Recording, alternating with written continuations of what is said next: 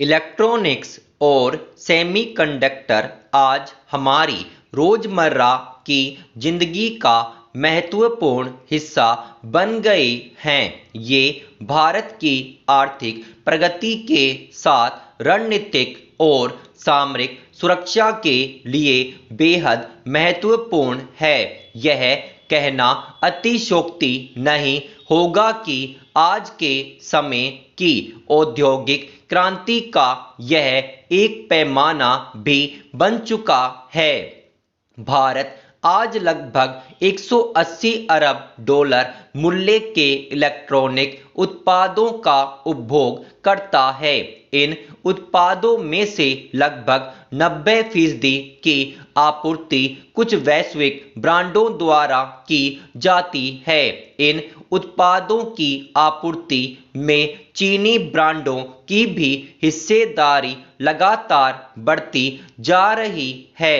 हालांकि भारत में इलेक्ट्रॉनिक्स विनिर्माण में पिछले 8-10 वर्षों में काफ़ी प्रगति हुई है। इसकी वजह PLI और मेक इन इंडिया जैसी प्रगतिशील नीतियां हैं।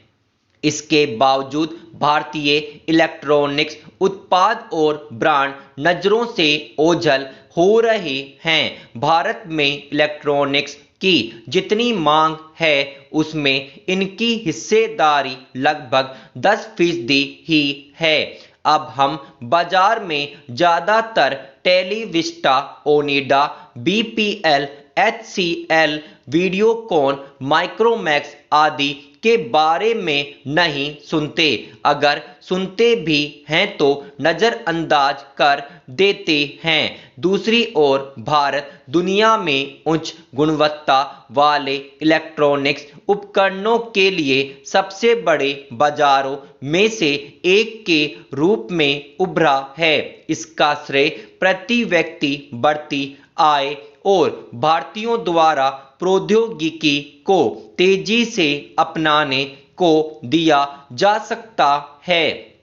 इलेक्ट्रॉनिक विनिर्माण में भारत की हिस्सेदारी बढ़ी है। भारत को $5 ट्रिलियन की अर्थव्यवस्था वाला देश बनने के लिए यह जरूरी और महत्वपूर्ण है कि हम $1 ट्रिलियन की डिजिटल अर्थव्यवस्था बनाएं। साथ ही इलेक्ट्रॉनिक्स और सेमीकंडक्टर विनिर्माण में आत्मनिर्भर बने।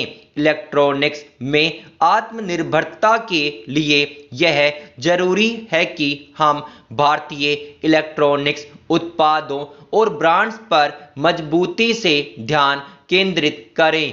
अब इस क्षेत्र में वैश्विक मौजूदगी दर्ज कराने का समय आ गया है। इलेक्ट्रॉनिक्स विनिर्माण में PLI जैसी योजनाओं से मिली भारी सफलता के बाद अब हमें भारतीय उत्पादों के डिजाइन और ब्रांड्स पर अपना ध्यान केंद्रित करना चाहिए। इलेक्ट्रॉनिक्स विनिर्माण ने देश में मजबूत बुनियादी ढांचा तैयार किया, लेकिन इलेक्ट्रॉनिक्स उत्पादों की साख में बढ़ोतरी, उत्पादों के डिजाइन और ब्रांड स्वामित्व यानी ब्रांड के विकास, निर्माण और रखरखाव के लिए आंतरिक बाहरी जिम्मेदारी से ही होगी। हमें भारतीय इलेक्ट्रॉनिक्स परिदृश्य में अनुसंधान और विकास में नवाचार तथा फंडिंग जारी रखने चाहिए। पूरे देश में एक मजबूत उत्पाद डिजाइन पारिस्थितिकी तंत्र विकसित करने के वास्ते उत्पाद विकास के लिए लगभग 4,000 करोड़ रुपए की डिजाइन लिंक्ड प्रोत्साहन योजना लागू करने की भी जरूरत है।